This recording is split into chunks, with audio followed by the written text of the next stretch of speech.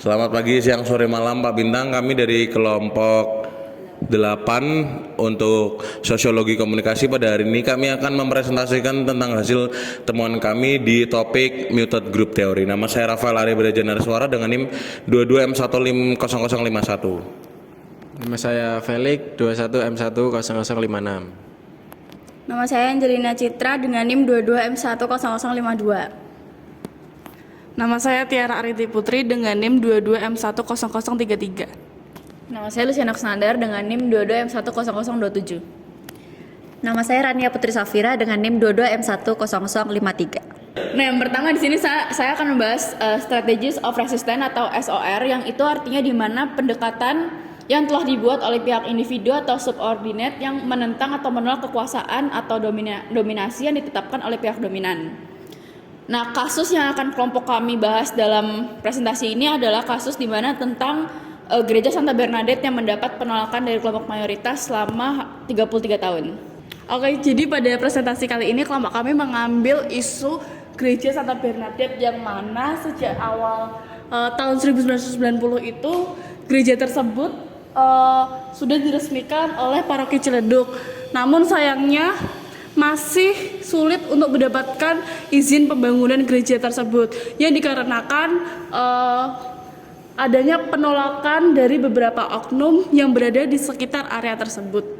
Oke, kali ini aku akan membacakan timeline. Yang pertama itu berawal pada tahun 1990, Monsignor Leo Sukoto selaku Keuskupan Agung Jakarta yang meresmikan Paroki Ciledug, yang kemudian dibuatlah Gereja Santa Bernadette yang berlokasikan di Tangerang.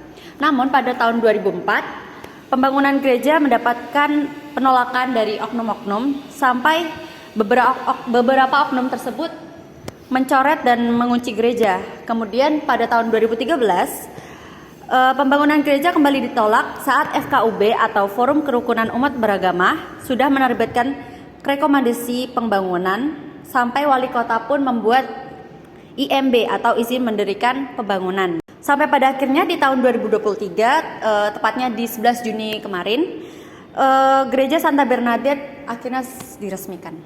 Dalam penolakan Gereja Bernadette ini ada 3 kelompok yang terlibat yang menjadi dominan dalam penolakan gereja tersebut. Yang pertama ada organisasi masyarakat. Dalam organisasi masyarakat ini, Pastor Paulus Dalulubur sempat mengatakan sekelompok orang yang mengatasnamakan warga berdemonstrasi menentang pembangunan gereja kami pada hari Minggu pagi. Yang kedua ada warga sekitar.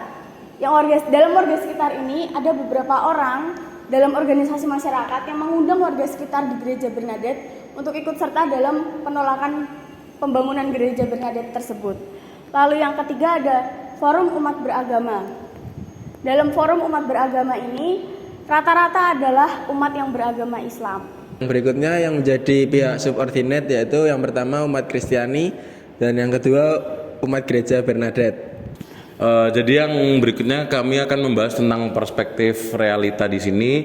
Jadi dalam isu yang kami bahas kali ini ada 2 perspektif realita dan bahasa dari kedua kelompok ini menyebabkan isu ini terjadi. Jadi perbedaan budaya juga menyebabkan sulitnya komunikasi terjalin. Jadi memang dari sejak awal warga sekitar itu memang memiliki mayoritas beragama Muslim, jadi terjadi seperti perbedaan pendapat di sana sehingga isu ini bisa timbul di masyarakat.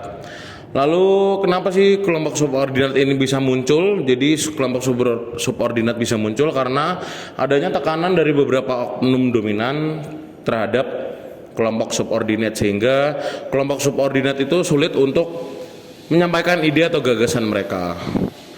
Next.